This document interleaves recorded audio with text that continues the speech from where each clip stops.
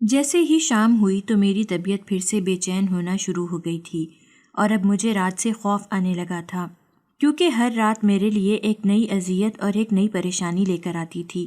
اس وقت بھی رات ہونے والی تھی اور مجھے عجیب سی پریشانی لاحق ہو چکی تھی۔ مجھے اس بات کا ڈر تھا کہ وہ ڈاکٹر ابھی آئے گا اور اب دوبارہ سے مجھے وہ انجیکشن لگا دے گا، اور اس کے بعد میرے ساتھ جو کچھ ہوتا تھا وہ بہت اذیت اور تکلیف دہ تھا، لیکن اس ڈاکٹر کو کوئی بھی نہیں روک سکتا تھا۔ آج اتنے دن ہو گئے تھے مجھے یہ اذیت برداشت کرتے ہوئے، میں چاہ کر بھی اپنی تکلیف کے بارے میں کسی کو بتا نہیں پا رہی تھی۔ کوئی میری اس اذیت سے واقف نہیں تھا۔ جس اذیت سے میں گزر رہی تھی، میرے اپنوں نے مجھے یوں اتار پھینکا تھا، ایک بوجھ کی طرح مجھے یہاں پر پھینک گئے تھے، اور اب میں یہاں پر اپنی زندگی گزارنے پر مجبور تھی۔ میں نہیں جانتی تھی کہ مجھے کب تک یہاں پر رہنا تھا، لیکن جب تک رہنا تھا شاید اس ڈاکٹر کی دی ہوئی اذیت اور تکلیف کو اسی طرح برداشت کرنا تھا۔ میں ابھی وحشت زدہ انداز میں وہ سب کچھ سوچ رہی تھی، تبھی وہ ڈاکٹر کمرے میں آیا۔ اس کے چہرے پر ایک مکروہ سی مسکراہٹ سجی ہوئی تھی، اور وہ آہستہ سے میرے قریب آیا اور کہنے لگا، ہانیہ، اب تمہاری طبیعت کیسی ہے؟ میں نے نفرت سے منہ پھیر لیا اور کہا، ڈاکٹر تم میرے سامنے مت آیا کرو، تم سے مجھے شدید نفرت ہے، تمہاری صورت سے بھی مجھے نفرت ہے اور میں تمہاری صورت دیکھنا نہیں چاہتی۔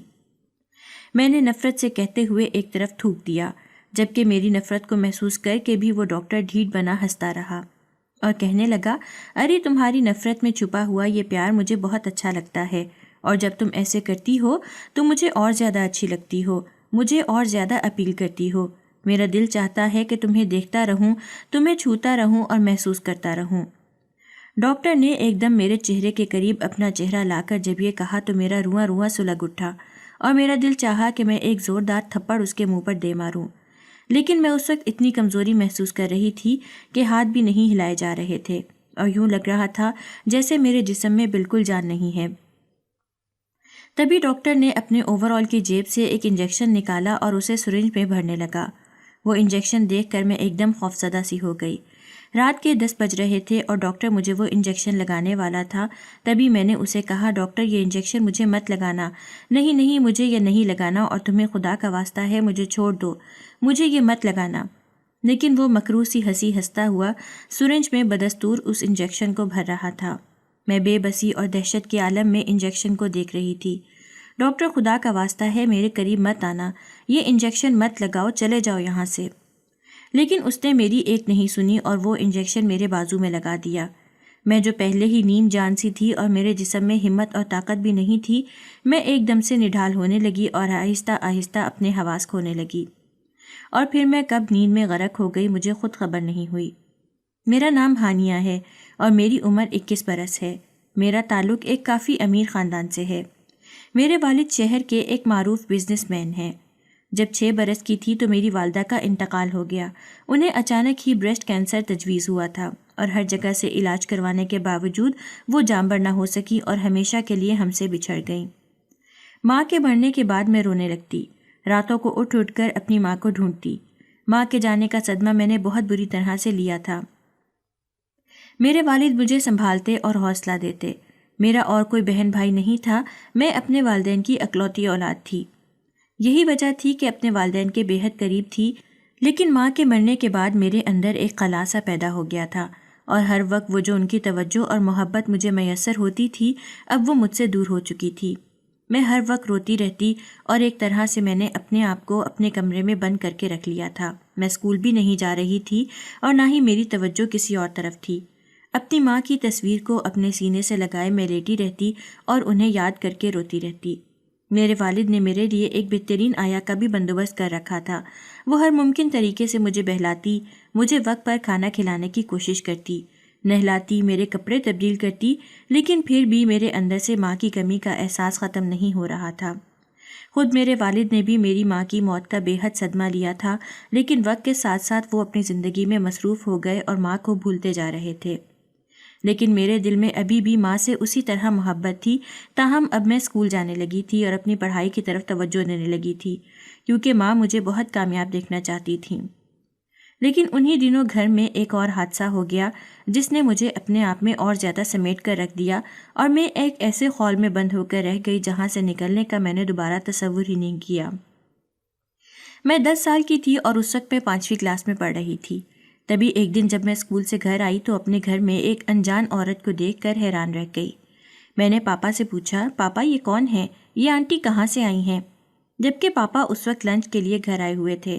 مصروف سے انداز میں کہنے لگے، ہانیہ بیٹا یہ تمہاری نئی ممی ہے، اب یہ اسی گھر میں رہیں گی، میں نے ان سے شادی کر لی ہے۔ پاپا کے کہنے پر میں بڑی بے یقینی بھری نگاہوں سے انہیں دیکھتی رہ گئی۔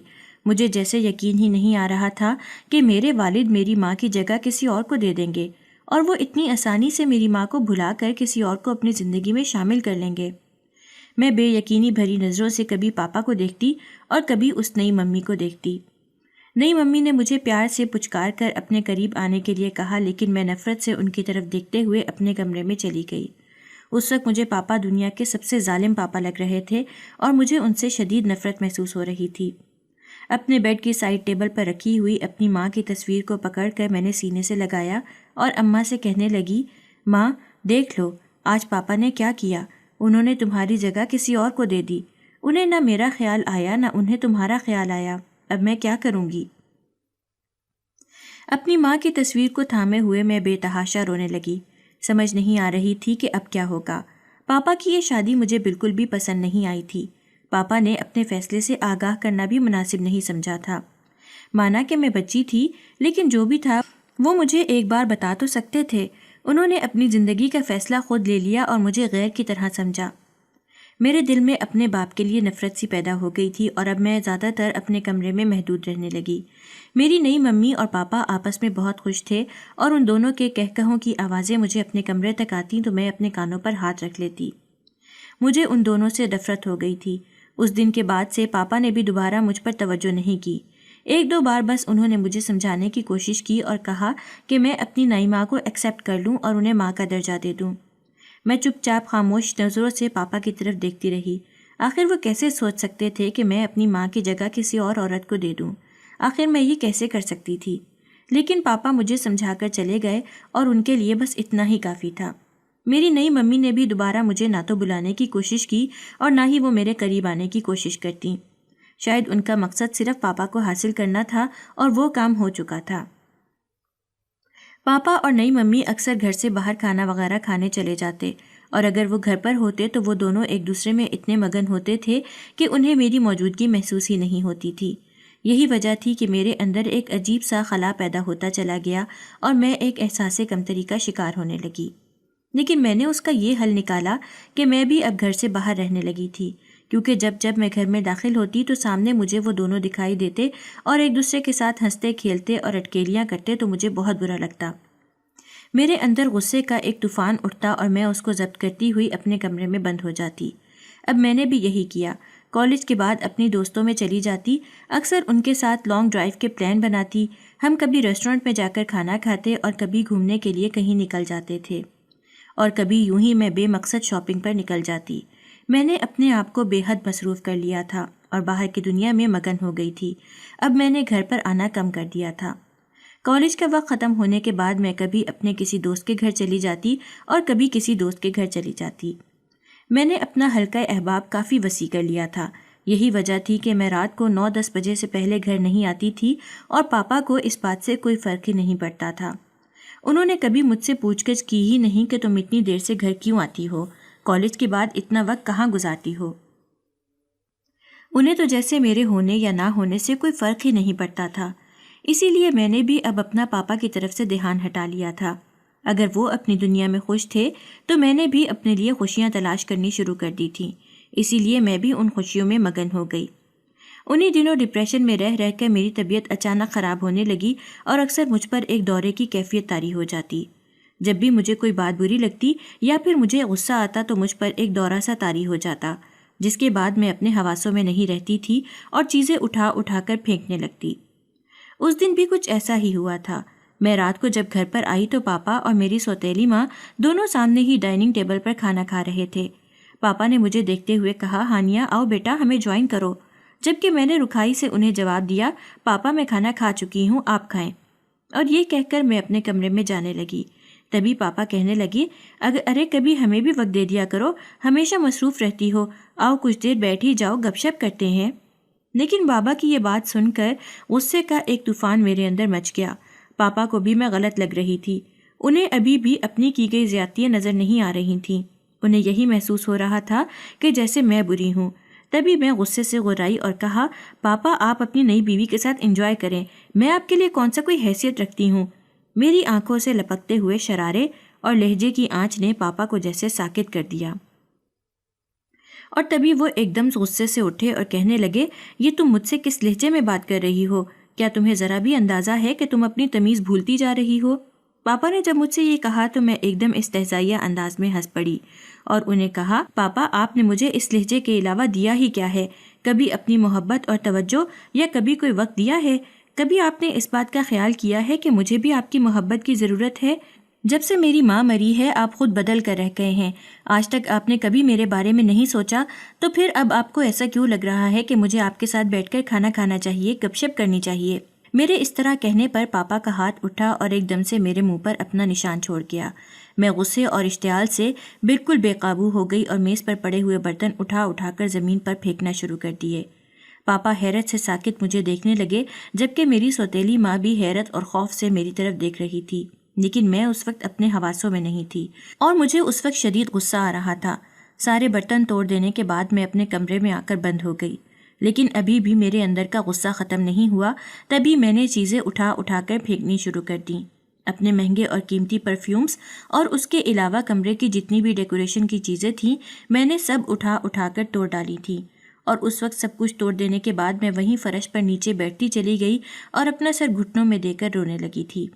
اس وقت مجھے کچھ سمجھ نہیں آ رہا تھا کہ میرے اندر غصے کا اتنا طوفان کیسے مچ گیا تھا، اور اب یہ رات بہت بھاری تھی۔ اگلے دن پھر میں اپنے کمرے سے جب باہر نہیں نکلی تو پاپا نے ڈپلیکیٹ چابی کے ساتھ کمرے کا دروازہ کھولا اور میرے کمرے میں آئے۔ کمرے کی حالت دیکھ کر وہ بے حد پریشان ہوئے اور تبھی تیزی سے میرے قریب آئے اور کہنے لگے، ہانیہ بیٹا کیا بات ہے، تمہاری طبیعت تو ٹھیک ہے؟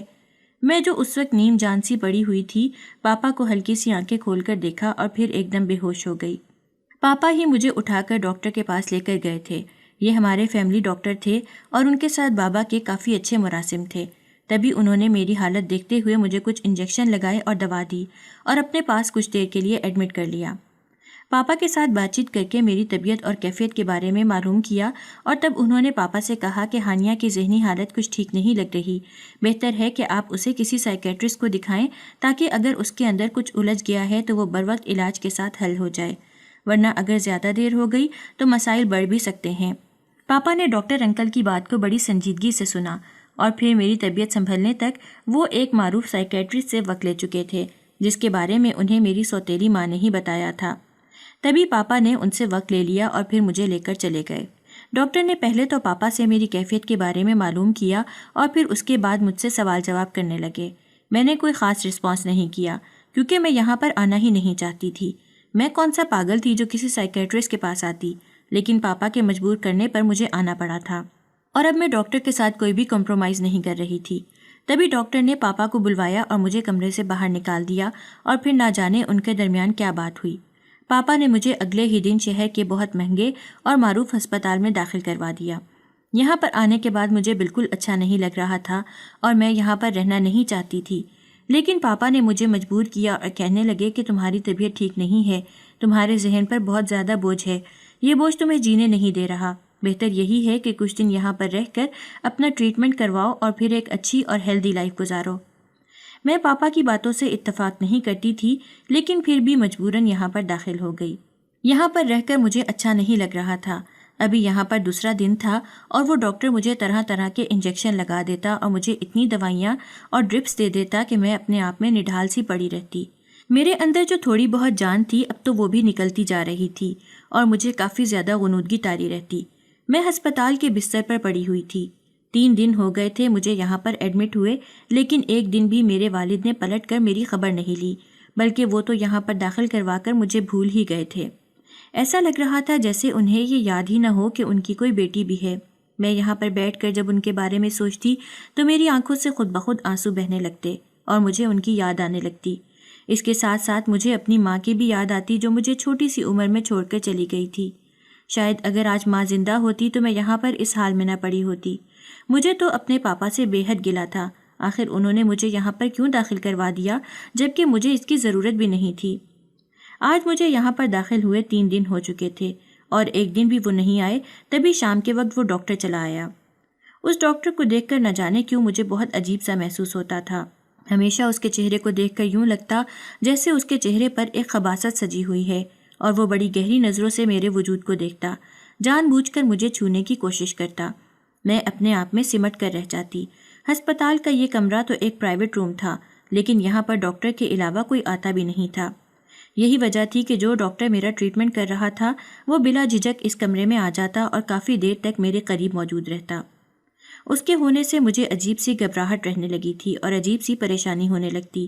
میں نہیں چاہتی تھی کہ وہ یہاں پر موجود رہے، اسی لیے میں اکثر اسے نہ تو اپنا بخار چیک کرواتی اور نہ ہی بلڈ پریشر چیک کرنے دیتی۔ آج بھی جب وہ آیا تو کہنے لگا، کیسی ہو ہانیہ؟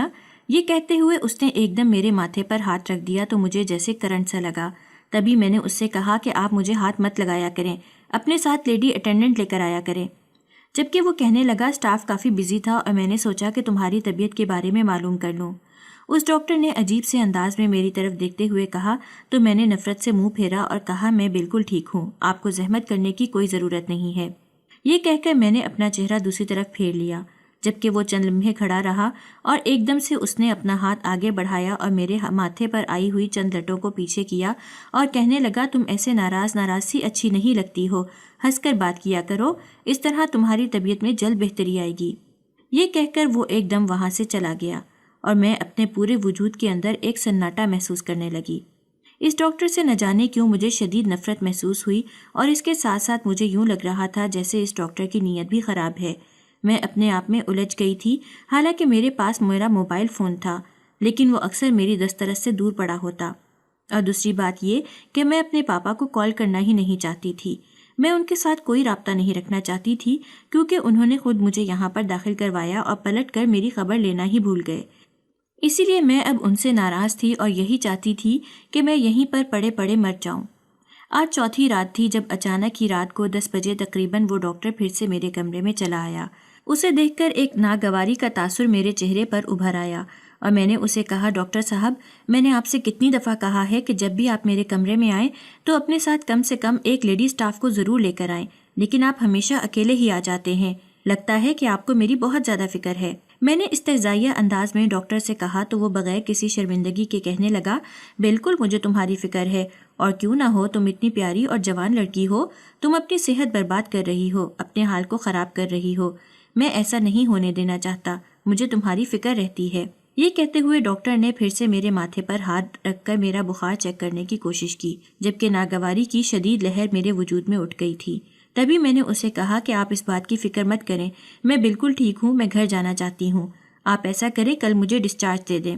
جبکہ میری بات سن کر وہ کہنے لگا، ارے نہیں، ابھی تمہیں ڈسچارج نہیں مل سکتا، ابھی تو تمہیں بہت سارے دن یہاں پر رہنا ہے، ابھی تو میرا مقصد بھی پورا نہیں ہوا۔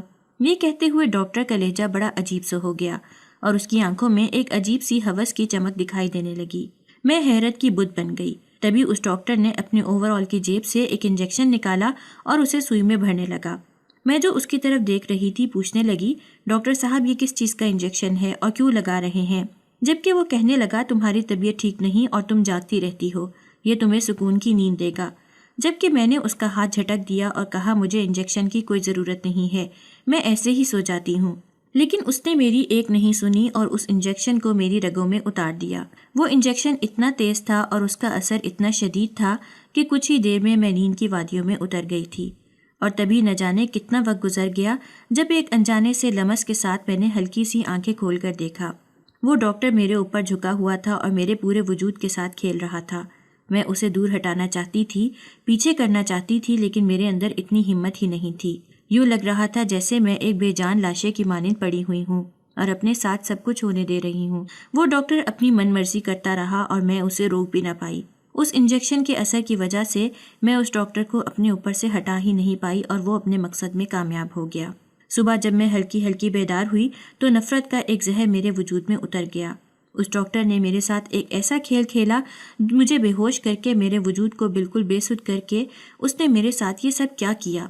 میں یہ سوچ سوچ کر ہلکان ہو رہی تھی۔ اس وقت بھی اس انجیکشن کا اثر میرے دماغ پر طاری تھا۔ میرا وجود ابھی بھی حواسوں میں نہیں آیا تھا، تبھی وہ ڈاکٹر کمرے میں داخل ہوا۔ اس کے چہرے پر بڑی شیطانی سی مسکراہٹ تھی۔ اسے دیکھ کر میں نے نفرت سے کہا، ڈاکٹر، کل رات جو تم نے میرے ساتھ کھیل کھیلا ہے میں تمہیں معاف نہیں کروں گی، اور یہ مت سمجھنا کہ میں بے ہوش تھی اور مجھے کچھ پتہ نہیں چلا۔ میں تمہارے چیتھڑے اڑا دوں گی، تم جانتے نہیں کہ میں کس کی بیٹی ہوں۔ میں نے نفرت سے ڈاکٹر کو کہا تو وہ کہکہا لگا کر ہنسنے لگا اور کہنے لگا، ارے ہانیہ، اتنا غصہ تمہاری صحت کے لیے اچھا نہیں ہے، یہ غصہ مزید تمہارا دشمن بنتا جا رہا ہے، تم مزید بیمار ہوتی جا رہی ہو، بہتر یہی ہے کہ اپنے آپ کو سنبھالو اور غصہ نہیں کرتے۔ ڈاکٹر یہ کہہ کر چند لمحے بڑی پیار بھری نظروں سے میری طرف دیکھتا رہا اور پھر ایک دم میرے چہرے کے قریب جھک کر کہنے لگا، میں آج رات پھر آؤں گا اور پھر وہی سب کچھ ہوگا اور تم مجھے روک بھی نہیں پاؤ گی۔ یہ کہہ کر وہ ایک دم سیدھا ہوا اور کمرے سے نکل گیا۔ اس کے وجود کی ٹھنڈک اور پراسراریت نے میرے پورے وجود کو جیسے ٹھنڈا کر دیا تھا، اور مجھے سمجھ نہیں آ رہی تھی کہ میں اس صورتحال سے کیسے نکلوں، لیکن اب میں جان چکی تھی کہ یہ سب کچھ میں روک نہیں سکتی۔ وہ ڈاکٹر روز رات کو میرے کمرے میں آتا اور مجھے ایک مخصوص انجیکشن لگا دیتا۔ وہ مخصوص انجیکشن لگتے ہی میں کچھ دیر کے بعد بے سدھ ہو جاتی، اپنے حواس کھو دیتی اور نیند کی وادیوں میں اتر جاتی، اور پھر وہ ڈاکٹر جو کچھ چاہتا میرے ساتھ کرتا۔ اپنی من مرضی کر لینے کے بعد وہ وہاں سے نکل جاتا۔ اس انجیکشن کے اثر کی وجہ سے میں اب دن میں بھی زیادہ تر بے ہوش رہنے لگی تھی۔ اس کا نشہ ختم ہی نہیں ہوتا تھا اور میرے پاپا نے تو دوبارہ یہاں پر آنا گوارا ہی نہیں کیا تھا۔ اسی طرح 1 مہینہ گزر گیا تھا۔ اس ڈاکٹر کا یہ ظلم سہتے سہتے میں بے حد اذیت ناک ہو گئی تھی۔ میرا پورا وجود جیسے نیلا پڑنے لگا تھا۔ انجیکشن لگ لگ کے میرا دماغ جیسے اپنے حواسوں میں نہیں رہا تھا اور میں ہر وقت ایک غنودگی کی کیفیت میں رہتی تھی۔ آج بھی وہ ڈاکٹر اپنے عزائم کو پورا کرنے کے لیے جب میرے کمرے میں آیا اور اس نے اپنے اوور آل کی جیب سے انجیکشن نکالا تو میں نے چیخنا شروع کر دیا اور اسے کہا، ڈاکٹر، یہ انجیکشن مجھے مت لگانا، میرے قریب مت آنا، تم میرے ساتھ مزید یہ ظلم نہیں کر سکتے۔ میں نے چلانا شروع کر دیا اور زور زور سے چیخنے لگی تھی۔ وہ ڈاکٹر تھوڑا سا گھبرا گیا تھا۔ اس نے میرے منہ پر ہاتھ رکھا اور مجھے خاموش رہنے کے لیے کہا۔ وہ کہنے لگا، خبردار، جو اب تمہارے منہ سے ایک لفظ بھی نکلا، تم مجھے جانتی نہیں ہو، میں یہاں پر تمہیں مار بھی دوں تو کوئی بھی تمہارا قتل مجھ پر ثابت نہیں کر سکے گا۔ اس ڈاکٹر کے لہجے کی سفاکی نے ایک دم مجھے خاموش کروا دیا، تاہم میں چپ چاپ اسے دیکھنے لگی۔ تبھی ڈاکٹر نے مجھے انجیکشن لگانا چاہا تو اتنی دیر میں کمرے میں کوئی داخل ہوا۔ میں نے جیسے ہی نظریں اٹھا کر دیکھا تو اپنی جگہ پر ساکت رہ گئی۔ وہ کوئی اور نہیں بلکہ میرے پاپا تھے۔ انہیں دیکھ کر ایک دم میری آنکھوں میں آنسو آ گئے اور میں شدت سے رونے لگی۔ پاپا تیزی سے میری طرف بڑھے اور فوراً مجھے اپنی باہوں میں بھر لیا۔ کہنے لگے، ہانیہ بیٹا، کیا ہوا ہے؟ تم ایسے کیوں رو رہی ہو؟ جبکہ وہ ڈاکٹر ابھی بھی وہیں پر کھڑا تھا۔ میرا خیال تھا کہ پاپا کو دیکھ کر وہ گھبرا جائے گا اور یہاں سے چلا جائے گا، لیکن وہ وہیں پر کھڑا رہا اور تبھی کہنے لگا، سر، آپ کی بیٹی دماغی طور پر بہت زیادہ کمزور ہو چکی ہے، یہ انجیکشن نہیں لگانے دے رہی تھی، اسی وجہ سے رونے لگی۔ اس ڈاکٹر کے کہنے پر پاپا نے مجھے کہا، ہانیہ بیٹا، جب تک تمہارا علاج مکمل نہیں ہوگا تب تک تم ٹھیک نہیں ہوگی، اور جب تک تم ٹھیک نہیں ہوگی میں تمہیں گھر کیسے لے کر جاؤں گا؟ پاپا نے بے بسی سے کہا تو میں نے انہیں کہا، پاپا میں بالکل ٹھیک ہوں، آپ مجھے گھر لے چلیں، مجھے انجیکشن کی ضرورت نہیں ہے۔ اس انجیکشن کے لگتے ہی مجھ پر نیند طاری ہو جاتی ہے اور میں بالکل بے ہوش ہو جاتی ہوں، اور پھر یہ شخص میرے ساتھ غلط حرکت کرتا ہے۔ میں نے یہ کہتے ہوئے نفرت سے اس شخص کی طرف دیکھا۔ اس کا رنگ اڑ چکا تھا، جبکہ پاپا حیرت اور پریشانی سے میرا چہرہ دیکھنے لگے اور کہنے لگے، ہانیہ، یہ تم کیا کہہ رہی ہو؟ یہ کیسی باتیں کر رہی ہو؟ جبکہ میں نے انہیں اپنے ساتھ بیتے ظلم کے بارے میں سب کچھ بتا دیا۔ اتنی دیر میں وہ ڈاکٹر موقع دیکھ کر کمرے سے نکل چکا تھا، جبکہ پاپا وہ سب سن کر جیسے خود سے ہی شرمندہ ہو گئے اور بے تحاشا رونے لگے، اور پھر مجھے اپنے ساتھ لگا کر کہنے لگے، ہانیہ میرے بچے، مجھے معاف کر دو، میں نے تمہاری حفاظت نہیں کی، میں نے خود تمہیں یہاں پر ان درندوں کے آگے چھوڑ دیا، دوبارہ پلٹ کر تمہاری خبر نہیں لی، میں نہیں جانتا تھا کہ تمہارے ساتھ کچھ ایسا ہو جائے گا، مجھے معاف کر دو، لیکن تم دیکھنا اب میں اس ڈاکٹر کے ساتھ اس ہسپتال کو بھی نہیں چھوڑوں گا۔ پاپا نے یہ کہتے ہوئے مجھے اٹھایا تو مجھے ایک شدت سے چکر آ گیا۔ پاپا نے اسی وقت سٹاف کو کال کی اور ایک ویل چیئر منگوائی اور مجھے اس پر بٹھا کر ہسپتال سے باہر لے آئے۔ ہسپتال کا سٹاف بابا کے پیچھے تھا۔ ان کا کہنا تھا کہ آپ اس طرح مریض کو لے کر نہیں جا سکتے، جبکہ پاپا کہنے لگے، یہ میری بیٹی ہے اور میں جب چاہوں اسے لے کر جا سکتا ہوں، میں ابھی کے ابھی کسی دوسرے ہسپتال سے اس کا معائنہ کروانا چاہتا ہوں۔ اور پاپا اسی وقت مجھے ایک اور نامی گرامی ہسپتال میں لے کر آ گئے۔ وہاں پر میرا طبی معائنہ کیا گیا اور جس میں اس بات کی تصدیق ہو گئی کہ میرے ساتھ مسلسل زیادتی ہوتی رہی ہے، اور اس کے علاوہ مجھے جو انجیکشن دیا جاتا رہا وہ میرے حواس کو مختل کرنے کے لیے کافی تھا۔ اس انجیکشن کی وجہ سے میرا اعصابی نظام زیادہ کمزور ہو گیا، جس کے باعث میں زیادہ تر بے ہوش رہنے لگی اور ہوش و حواس کی دنیا سے دور رہنے لگی۔ پاپا یہ سب کچھ جان کر جیسے گر سے گئے تھے اور پھوٹ پھوٹ کر رونے لگے تھے۔ تبھی انہوں نے مجھ سے معافی مانگی اور کہنے لگے، میری بچی مجھے معاف کر دینا، میرا یہ جرم قابل معافی تو نہیں، لیکن تم دیکھنا میں تمہارے مجرموں کو اصل سزا تک ضرور پہنچاؤں گا۔ اگلے دن پاپا نے ہسپتال کے اوپر اور خاص طور پر اس ڈاکٹر کے اوپر کیس کر دیا۔ میں کچھ دن اس نئے ہسپتال میں داخل رہی جہاں پر میرا مناسب ٹریٹمنٹ کیا گیا اور اب میں پہلے سے کافی بہتر تھی، اور آج پاپا مجھے گھر لے کر جا رہے تھے۔ ہسپتال والا کیس ابھی تک چل رہا تھا۔ میں جب گھر آئی تو میری سوتیلی ماں نے میرا کوئی خاص استقبال نہیں کیا، بلکہ ان کی آنکھوں میں ایک ناگواری سی آ گئی تھی۔ میں نے انہیں نظر انداز کیا اور اپنے کمرے میں چلی گئی۔ آج اپنا یہ کمرہ کسی جنت سے کم نہیں لگ رہا تھا۔ آج مجھے احساس ہو رہا تھا کہ اگر پاپا نے میرے ساتھ زیادتی کی ہے تو میں نے بھی ان کے ساتھ بہت زیادتی کی ہے۔ اگر وہ مجھ سے تھوڑا سا دور ہو گئے تھے تو میں بھی ان سے بہت دور ہو گئی تھی۔ اگر انہوں نے مجھے اپنے آپ سے دور کیا تو میں نے انہیں خود سے بہت دور کر دیا۔ زیادتی ہم دونوں کی طرف سے ہوئی تھی اور ہمیں اس بات کا اندازہ ہی نہیں ہوا کہ ہم دونوں ایک دوسرے سے کتنے دور ہو گئے ہیں۔ گھر پر آ کر میں بے حد پرسکون تھی اور اچھی خوراک اور اچھے ماحول نے میری صحت پر ایک اچھا اثر ڈالا تھا، اور اب میں پہلے سے کافی بہتر ہو گئی تھی۔ پاپا نے اس ہسپتال کا پیچھا نہیں چھوڑا اور ڈاکٹر کو اس کے کیفر کردار تک پہنچانے کے لیے ہر ممکن اقدام کیا، اور تبھی عدالت میں دی گئی اس ڈاکٹر کی گواہی نے پاپا مجھے بھی جیسے شوق میں کر دیا۔ اس ڈاکٹر کا کہنا تھا کہ یہ سب کچھ اس نے میری سوتیلی ماں کے کہنے پر کیا تھا۔ اس کا کہنا تھا کہ جب یہ لڑکی ہسپتال میں لائی گئی تو بالکل ٹھیک تھی، اس کے اندر کوئی بھی ایسا مسئلہ نہیں تھا، اسے صرف ڈپریشن تھا، اور یہ چند دن اگر دوا کھاتی تو پرسکون ہو جاتی۔ لیکن اس کی سوتیلی ماں نے ہسپتال کے ڈاکٹر کو بڑی بڑی رقم دے کر خرید لیا اور اس لڑکی کو پاگل ثابت کرنے کے لیے کہا، جبکہ میں جب اس کا علاج کرتا تو مجھے یہ اچھی لگنے لگی اور پھر میں نے اس کا استعمال کرنا شروع کر دیا۔ میں ہر روز رات کو اس کے کمرے میں چلا جاتا اور اسے نیند کا انجیکشن دے کر اس کے ساتھ زیادتی کرتا، کیونکہ میں جانتا تھا کہ اس کے پیچھے آنے والا کوئی بھی نہیں ہے۔ مجھے بھی بھاری رقم دی گئی تھی، اسی لیے تو میں جو چاہتا اس کے ساتھ کر دیتا۔ یہ سب کچھ میری سوتیلی ماں کے کہنے پر ہوا تھا۔ یہ سن کر میں ایک عجیب سے شوق میں رہ گئی تھی، جبکہ پاپا تو بے یقینی بھری کیفیت سے دیکھ رہے تھے، اور میری سوتیلی ماں جن کے پاس اب نظریں چرانے کے علاوہ اور کوئی آپشن نہیں تھا۔ ہمیں یقین نہیں آ رہا تھا کہ ہم نے آستین میں سانپ پالا ہوا تھا۔ میری سوتیلی ماں نے میرے پاپا سے بہت معافی مانگی اور اپنے کیے گئے جرم کا اعتراف کرتے ہوئے کہا کہ میں ہانیہ سے نفرت میں اتنی آگے بڑھ گئی کہ مجھے اندازہ ہی نہیں ہوا کہ میں کیا کر رہی ہوں۔ صحیح اور غلط کا کوئی بھی اندازہ نہ کر پائی اور آج خود سے نظریں ملانے کے قابل نہیں ہوں۔ آپ مجھے معاف کر دیں، میں آئندہ ایسی کوئی بھی غلطی نہیں کروں گی۔ لیکن پاپا نے ان کی ایک نہیں سنی اور وہیں پر عدالت میں کھڑے ہوتے ہوئے ہی انہیں فوراً طلاق دے دی۔ میری سوتیلی ماں جن کے آگے پیچھے کوئی بھی نہیں تھا، جو پاپا کے دفتر میں کام کرتی تھیں اور وہیں پر پاپا کو اپنے جال میں پھنسا لیا تھا تاکہ وہ میرے باپ کی دولت پر قبضہ کر سکیں اور زندگی بھر عیش کر سکیں۔ اب جب ان کے ہاتھوں سے یہ سب کچھ نکل چکا تھا تو وہ جیسے نیم پاگل سی ہو گئی تھیں۔ ان کے اوپر ایک دورہ سا پڑ چکا تھا اور وہ ایک دم سے زور زور سے کہکہا لگا کر ہنسنے لگی تھیں۔ عدالت میں موجود جتنے بھی لوگ تھے وہ سب انہیں حیرت سے دیکھ رہے تھے۔ وہ عورت جہاں پر مجھے پہنچانا چاہتی تھی آج خود وہاں پر پہنچ چکی تھی، اور اس میں کسی اور کا کوئی قصور نہیں تھا، صرف اور صرف اس کا اپنا قصور تھا۔ اگر وہ اپنی نیت صاف رکھتی، اپنے اعمال کو درست رکھتی تو شاید کبھی اس کے ساتھ یہ سب کچھ نہ ہوتا، شاید کبھی وہ اس طرح زمانے کی ٹھوکروں پر نہ آتی بلکہ میرے باپ کے دل اور گھر پر راج کرتی۔ لیکن آج اسے اس طرح عدالت میں دیکھ کر مجھے خود بھی افسوس ہوا تھا، کیونکہ میں اس ساری صورتحال سے گزر چکی تھی۔ پاپا مجھے اپنے ساتھ لے کر گھر واپس آ گئے تھے۔ ان کے چہرے پر ندامت اور دکھ کی کیفیت تھی۔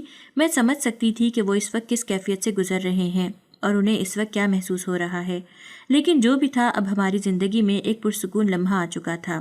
میری زندگی سے وہ غم کے بادل چھٹ چکے تھے، لیکن میری عزت کھونے کا احساس مجھے ابھی تک ہوتا تھا، اور اس ڈاکٹر سے وہ نفرت میرے اندر سے کم نہیں ہو رہی تھی۔ حالانکہ اس ڈاکٹر کو عمر قید کی سزا ہوئی تھی اور ایک بھاری جرمانہ بھی ہوا تھا، اس کا لائسنس بھی کینسل کر دیا گیا تھا، لیکن پھر بھی میرے اندر کی نفرت کو چین نہیں مل رہا تھا۔ اگلے چند دن بے حد مصروف گزرے تھے۔ بابا نے اگلے چند دنوں میں ہی اپنا سارا کاروبار سمیٹ لیا تھا اور بیرون ملک سیٹل ہونے کا فیصلہ کیا۔ میں بھی پاپا کے اس فیصلے میں ان کے ساتھ تھی، کیونکہ میں خود اب یہاں پر رہنا نہیں چاہتی تھی۔ یہاں سے اتنا دھوکہ ملا تھا، اتنی نفرت ملی تھی کہ میں اب اپنے باپ کے ساتھ اپنا سارا وقت گزارنا چاہتی تھی۔ یہی وجہ تھی کہ اگلے چند دنوں میں ہی ہم انگلینڈ شفٹ ہو گئے۔ میں اور پاپا یہاں پر آ کر بے حد خوش اور مطمئن تھے۔ ہم اپنی پچھلی زندگی کو بھلانے کی کوشش کر رہے تھے اور پاپا اب زیادہ تر میرے ساتھ ہی مصروف رہتے۔ وہ اس طرح مجھے وقت دے کر اور توجہ دے کر اپنی پچھلی زیادتیوں کا ازالہ کرنے کی کوشش کر رہے تھے، اور اس میں وہ کافی حد تک کامیاب بھی تھے، کیونکہ مجھے ان کی توجہ اور محبت ہی چاہیے تھی۔ میں ان سے صرف محبت چاہتی تھی اور اب وہ مجھے مل رہی تھی، لیکن پھر بھی کہیں نہ کہیں مجھے شدید دکھ ہوتا جب مجھے وہ ڈاکٹر یاد آتا اور ہسپتال میں گزارے گئے وہ اذیت ناک دن یاد آتے تو میں اپنے آپ میں بے حد پریشان ہو جاتی، اداس ہو جاتی۔ لیکن پھر پاپا اس کیفیت سے نکلنے میں میری بہت مدد کرتے۔ پاپا نے میری ذہنی حالت کو سدھارنے میں بہت اہم کردار ادا کیا، اور آج اتنے برسوں کے بعد میں ایک مکمل اور آزاد زندگی گزار رہی ہوں۔ حالانکہ اس دوران پاپا نے میری شادی کی بھی کوشش کی، لیکن میں اب کسی بھی مرد پر اعتبار نہیں کرنا چاہتی تھی اور نہ ہی کسی مرد کے ساتھ دھوکہ کرنا چاہتی تھی، کیونکہ میرے وجود پر لگے ہوئے زخم شاید کسی اور کو میرے قریب نہ آنے دیں۔ اس لیے میں نے خود کو دنیا کی نظروں سے چھپا لیا تھا اور اپنے اس حال میں خوش اور مطمئن جی رہی تھی، کیونکہ اگر میں اپنا گھر بسانے کا ارادہ کرتی تو مجھے اس مرد کو اپنے بارے میں ساری حقیقت بتانا پڑتی، اور میں ایک بار خود پھر سے اس اذیت سے نہیں گزرنا چاہتی تھی، ایک بار پھر سے ماضی کی ان تکلیف دہ یادوں کو نہیں دہرانا چاہتی تھی۔ اس لیے میں نے پاپا کو صاف صاف منع کر دیا تھا کہ میں کسی سے بھی شادی نہیں کرنا چاہتی، اور اب جب کبھی ایسا ہوا تو میں خود سے آپ کو بتا دوں گی۔ لیکن اندر ہی اندر میں یہ بات جانتی تھی کہ اب میں کسی بھی مرد کو اپنے قریب نہیں آنے دے سکتی تھی۔ میرے اندر کچھ ایسا ہی خوف بیٹھ چکا تھا۔